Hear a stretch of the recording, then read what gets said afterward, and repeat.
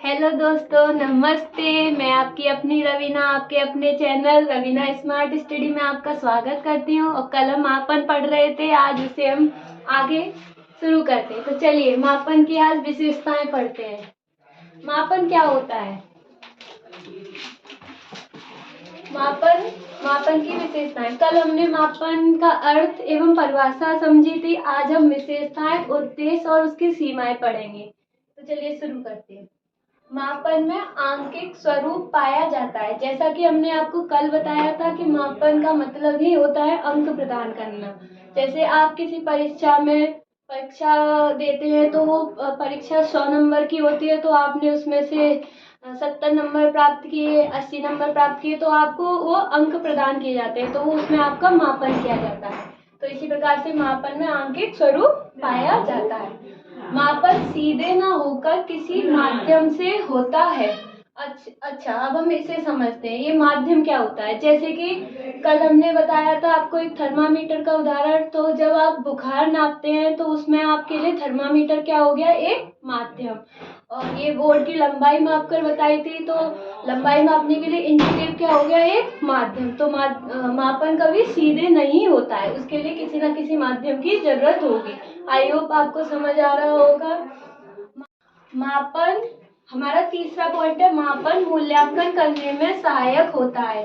चलिए पहले हम ये जान लेते हैं कि मूल्यांकन क्या होता है। हालांकि हम मूल्यांकन को आने वाली वीडियो में समझ रहे होंगे, लेकिन यहाँ हम थोड़ा सा बता देते हैं। मूल्यांकन हमारे गुणों का, हमारे सील गुण, अभी हमारे सील गुण होते हैं जो हमारे विशिष्ट गुण होते हैं। और मतलब मापन का विस्तृत स्वरूप ही मूल्यांकन होता है। मापन में तो सिर्फ अंक प्रदान करते हैं, मूल्यांकन में उसके सारे पक्षों को ध्यान में रखकर उनका अंकन किया जाता है। जैसे उनके शारीरिक पक्ष, मानसिक पक्ष, सारे पक्षों को ध्यान में रखकर मूल्यांकन किया जाता है।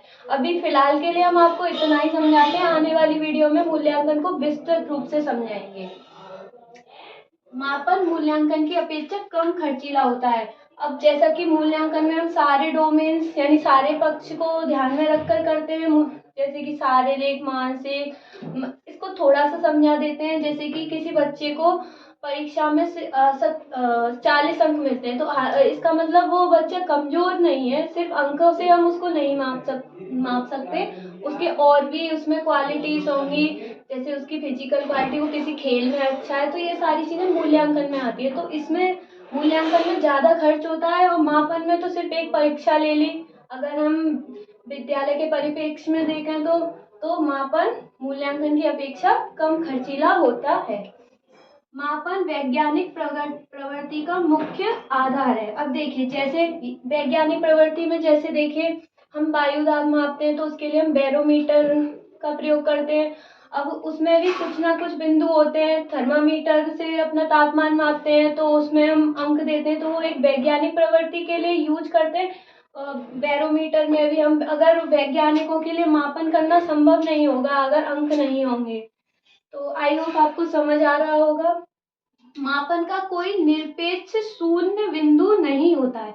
अब ये निरपेक्ष शून्य बिंदु का क्या मतलब? अब जैसे देखिए, यहाँ पर समझिए, कभी भी किसी चीज का मापन करते हैं तो हम क्या बोलते हैं कि 1 किलो चीनी दे दीजिए, या आप आपकी लंबाई कितनी। हम कभी ये तो नहीं कहते कि आपकी लंबाई 0 है या हमें 0 चीनी दे दीजिए, या फिर आपको आप और भी कोई भी तापमान, इसकी लंबाई इतनी है। तो कभी किसी चीज की लंबाई 0 नहीं होती, यानी कभी भी, या 0 से हटकर 0.1 भी हो सकती है, लेकिन कभी भी 0 नहीं होती। तो इसका मतलब होता है एब्सोल्यूट 0, यानी कि निरपेक्ष, यानी बिल्कुल 0 नहीं हो सकती। मापन का कोई भी निरपेक्ष शून्य बिंदु, यानी कि कोई भी मापन बिल्कुल 0 नहीं हो सकता। तो आई होप आपको विशेषताएं समझ आई होंगी। अब हम आपको समझाते हैं मापन के उद्देश्य। छात्रों के सर्वांगीण विकास में सहायता करता है। यहाँ सहायता करना,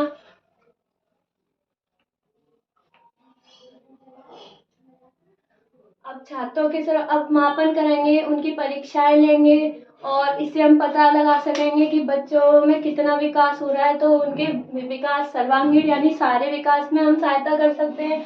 2 या 2 से अधिक छात्रों की तुलना करने में। अब देखिए, इसे समझते हैं। 2 या 2 से, अगर किसी बच्चे के 70 अंक आए हैं और किसी बच्चे के 80 अंक आए हैं, तो इसका मतलब कि हम उनके बीच में कंपेयरिंग कर सकते हैं कि ये बच्चा थोड़ा ज़्यादा इंटेलिजेंट है और ये थोड़ा कम है, तो इससे हम उन्हें फर्स्ट, सेकंड, थर्ड ये रैंक प्रदान कर सकते हैं। इसी प्रकार थर्ड पॉइंट समझते हैं, अधिगम को सरल बनाकर शिक्षण को आनंददायी बनाने में। अधिगम यानी कि हमारी लर्निंग को सीखने के लिए अब हमें पता चल जाएगा कि कौन सा बच्चा कमजोर है और कौन कौन सा बच्चा उत्तम है। तो इस हिसाब से हम अपने अधिगम को भी अच्छी तरीके से उसे डेवलप करेंगे। जो बच्चे को कमी आ रही है, जिस बच्चे को किसी पॉइंट को समझने में कमी आ रही है, तो हम उस पर विशेष ध्यान देंगे और उस बच्चे पर विशेष ध्यान देंगे। तो इस प्रकार से अधिगम सरल बनेगा और आनंददायी हो जाएगा। विकास के बाधक तत्वों की पहचान करने में, अब जैसे कि इतने सारे टॉपिक में यही बात हुई थी कि जहाँ जहाँ बच्चों का विकास रुक रहा है, अंकों से पता चला कि उस बच्चे के अंक कम आ रहे हैं, तो हम उससे पूछेंगे कि बेटा आपको कहाँ प्रॉब्लम है, तो उसके हमें बैरियर्स पता चलेंगे कि इस बच्चे को यहाँ समझने में दिक्कत आ रही है, तो हम उसकी सहायता करेंगे, पहचान करेंगे, तभी तो सहायता करेंगे। इसी प्रकार छात्रों में स्वस्थ प्रतियोगिता की भावना का विकास करने में, या स्वस्थ प्रतियोगिता से मतलब है हमें नेगेटिव कंपटीशन नहीं कराना कि उस बच्चे से हमें जलन, उसे द्वेष भावना, ईर्ष्या ये सब पैदा नहीं करानी। हमें ये यहाँ पर मतलब है स्वस्थ प्रतियोगिता से कि ये यहाँ पर बच्चा इतने अच्छे अंक ला रहा है तो मैं भी ये काम कर सकता हूँ, इस प्रकार की भावना का विकास करने में सहायता करना है। शिक्षण व्यू की रचना करने में ओवरऑल हमारी टीचिंग स्ट्रेटजी क्या होनी चाहिए, जब हमें बच्चे की कमजोरियाँ और बच्चों की क्वालिफिकेशन, बच्चों के बारे में सब कुछ पता होगा, तो हम अपनी टीचिंग स्ट्रेटजी को भी उसके अनुसार ढालेंगे, बच्चे के अनुसार। अगर बच्चे को हमारी टीचिंग स्ट्रेटजी समझ नहीं आ रही तो हम उसे बदलेंगे, तो हमें जब तो संभव होगा जब हमें ये सारे बिंदु समझ में आएंगे। इसी प्रकार शिक्षक को शिक्षण हेतु प्रोत्साहित करने में, जब हमें हमारे सारे पॉइंट्स कवर हो रहे होंगे, यानी बच्चे में हमें दिख रहा होगा कि बच्चा प्रोग्रेस कर रहा है, तो हमें भी शिक्षण करने में, यानी एक शिक्षक को शिक्षण करने में भी प्रोत्साहन मिलेगा।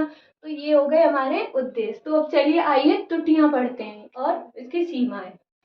चलिए गाइस, हम मापन की सीमाएं एवं त्रुटियां पढ़ते हैं। अब मापन की सीमाएं एवं त्रुटियां क्या होती हैं। मापन के क्षेत्र अत्यंत, यहाँ पर थोड़ा मिस्टेक हो गया, मापन का क्षेत्र अत्यंत संकुचित होता है क्योंकि ये व्यक्ति के एक या कुछ पहलुओं का ही अध्ययन करता है। मतलब क्या है इसका, देखिए, जो मापन का क्षेत्र है सिर्फ अंक ही तो प्रदान करता है। जैसे परीक्षा में आपको जो अंक प्रदान होते हैं 100 में से 70, 100 में से 80, लेकिन आपके और भी तो गुण है। आप किसी खेल में अच्छे हो सकते हैं, आप सिंगिंग में अच्छे हो सकते हैं। इन पहलुओं का तो वो अध्ययन नहीं कराता, इसलिए मापन का क्षेत्र कैसा होता है, अत्यंत नैरो या बहुत ही संकुचित होता है, यानी कि नैरो होता है। ठीक है, छोटा होता है कहने का मतलब। मापन अंतिम निर्णय नहीं देता, यह केवल सूचना ही देता है। जैसा कि मापन सिर्फ अंक ही बताता है, तो ये अंतिम निर्णय कैसे दे देगा, ये सिर्फ एक सूचना ही है कि आपके 100 में से 80 है, 100 में से 70 है, या फिर आपको इतना बुखार है, ये सिर्फ एक सूचना है। क्योंकि अंतिम निर्णय तो आपके सारे पक्षों को, आपको शारीरिक, मानसिक, सारे पक्षों को, भौतिक, भावनात्मक पक्ष, तीनों पक्षों को ध्यान में रखकर ही अंतिम निर्णय दिया जा सकता है।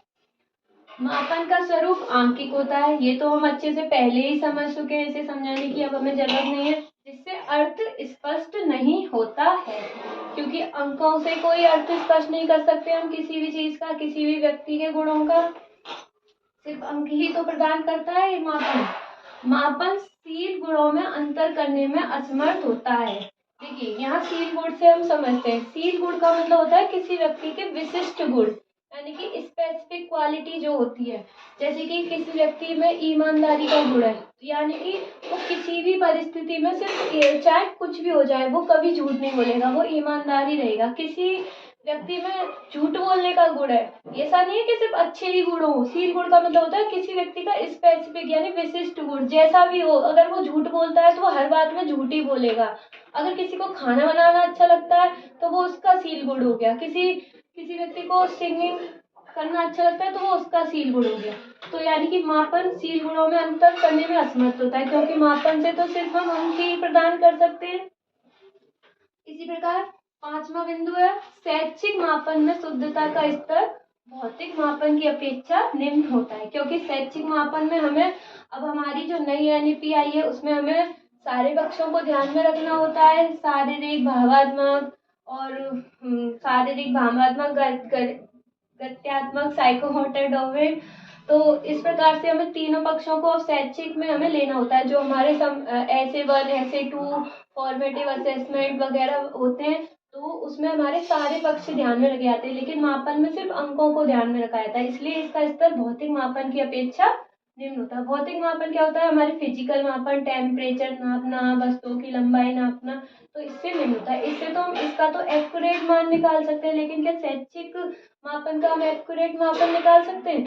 तो आई होप आपको मापन का टॉपिक समझ में आया होगा। हम आने वाली वीडियो में आपको मूल्यांकन पढ़ा रहे होंगे।